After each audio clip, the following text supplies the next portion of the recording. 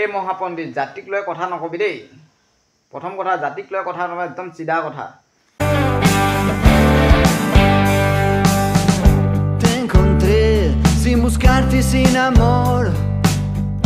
Vos tan cruda, yo al galope y sin razón.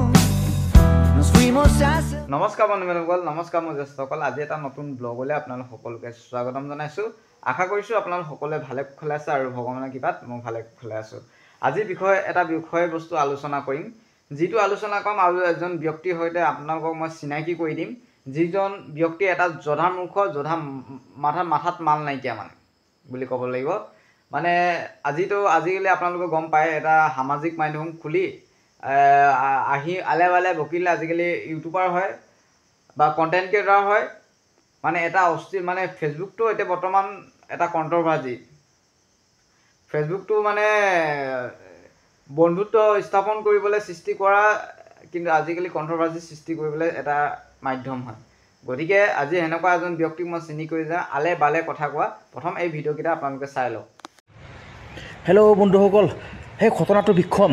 আজি বোলে মানে সেই 6টা বজাৰ পৰা বোলে কিবা মালৰ দোকান বন্ধ হ'ব, তাৰমানে সেইকাৰণে মানে অলপ খাৰচিলেও কৰি হ'লেও মানে মালটো আগতে যোগাৰ কৰি ৰাখোঁ নেকি না বন্ধুসকল, নহ'লে গধূলি পাৱা টান হ'বই। পাব, কিন্তু সেই ব্লেকত পাব আৰু মালটো তাৰমানে একদম দাম বেছি হৈ যাব। 100 টকাৰ বস্তু মানে একদম 250-200 টকা হৈ যাব।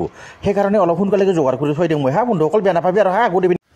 এতিয়া প্ৰথম কথাটো হ'ল, ভাই তোৰ যদি অকাতে নাই, ভাই বুলি ইউজ কৰিছোঁ, তই মোতকৈ ডাঙৰ হ'ব পাৰ, কিন্তু ভাই বুলি কৈছোঁ।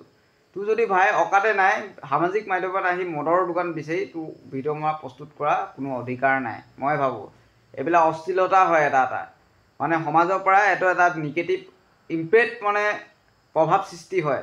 গতিকে তোৰ বংশগত নাতিপুতিও আছে চাগে, তইতো এটা বুঢ়া জধামূৰ্খৰ মাল, তই এইটো বুজি নাপাবি। যদি অকাত নাই মদ নাখাবি, গম পালিনে? অকাত নাথাকিলে মদ নাখাবি। সেই 10 টকা দাম বাঢ়িলে মদৰ দোকান বিচাৰি পোৱা আমি সেনেকুৱা মানুহ আমি নহয় মানে, একদম চিধা কথা। নেক্সট ভিডিঅ' এটা আৰু চাই লওঁ আমি। 6 জনগোষ্ঠীৰ ভিতৰত চবচে শিক্ষা দীক্ষা থকা জনগোষ্ঠী হ'ল আহোম। আহোমসকলে মাথো জনগোষ্ঠী খোজাই নহয়, ST খোজাই নহয়, তেওঁলোকৰ লক্ষ্য আৰু বেলেগ জানেনে বন্ধুসকল? তেওঁলোকৰ হ'ল, আহোমসকলৰ লক্ষ্য হ'ল মানে হিমন্ত বিশ্ব শৰ্মাৰ পৰা আমি আহোমসকলে অসমখন কেনেকৈ হাতত ল'ব পাৰোঁ সেইটো আৰু মানে 600 বছৰ মানে হেৰি কৰা না, ৰাজত্ব কৰা অসমখনত। তেওঁলোকে বিৰাট লাজ পাইছে যে ব্ৰাহ্মণৰ হাতত আছে। অসমখন যে মানে শৰ্মাই চলাই আছে, সেই কথা সহ্য কৰিব পৰা নাই আহোমসকলে। আহোমসকলৰ লক্ষ্য অলপ বেলেগ। ST খোজাই নহয়, ST পাৱা নাপাতো ইমান ডাঙৰ কথা নহয় আহোমসকলে মানে একচুৱেলি লাজ কৰি আছে জানেনে বন্ধুসকল? তেওঁলোকে মানে অসমখন মানে 600 বছৰ শাসন কৰিছিলেতো, এতিয়া মানে ব্ৰাহ্মণৰ মানে তলত থাকিবলৈ বিৰাট লাজ পাইছে তেওঁলোকে। এই শৰ্মাসকলৰ পৰা কেনেকৈ মানে হেৰি চৰকাৰখন আমি লৈ আনিব পাৰোঁ আহোমসকলে। কোনোবা গগৈ চগৈ মুখ্যমন্ত্ৰী হ'ব লাগে, বাছ সেইটোত মানে দৌৰি আছে আৰু মানে আহোমসকলে জানেনে বন্ধুসকল? সেই আৰু ঠিক আছে দে বাৰু, মই চাহ খাই আহোঁ ৰ। প্ৰথম কথাটো হ'ল, এতিয়া ভিডিঅ'টো আপোনালোকে চালে আৰু চাই কি বুজি পেলাই মই নাজানো। এইটো আপোনাক কৈছোঁ জধামূৰ্খ, আপুনি যে যিটো বক্তব্য মানে দিলে যে আহোমসকলে এইটো বিচাৰিছে, এনেকুৱা আল্টু ফাল্টু কথা নক'ব মানে। প্ৰথম কথা, আমাৰ যেতিয়া মানে আহোমসকল আহিছে 1228 খ্ৰীষ্টাব্দত, আমি ব্ৰিটিছসকলৰ লেখীয়া নিজৰ দেশলৈ বস্তু নিবলৈ আমি অহা নাই, আমি দেশ এখন প্ৰতিষ্ঠা কৰিবলৈ আহিছিলোঁ, গম পাইছে নাই?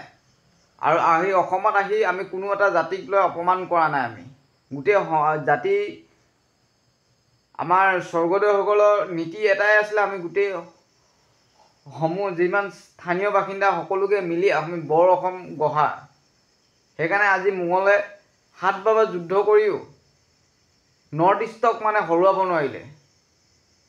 ইতিহাস অলপ ভালকৈ চাই ল'বি। আৰু কাক টাৰ্গেট কৰি ভিডিঅ' বনাই আছোঁ নকলেও গম পাওঁ মানে। যদি টাৰ্গেট কৰি সিহঁতকে ভিডিঅ' বনাবলৈ ডাইৰেক্ট ট্ৰেক কৰিব, যাতে জাতিক লৈ বা এটা জাতিক লৈ এনেকুৱা ভিডিঅ' মন্তব্য নিদিবি, নহ'লে প্ৰত্যেকবাৰ দিবলৈ হেংদাং ইফালে ভৰাই দিবি। জুবিন দাই ন্যায় পাব লাগে, সকলোৱে জাষ্টিছ ফৰ জুবিন দা লিখি থাকিব। জয় অসম।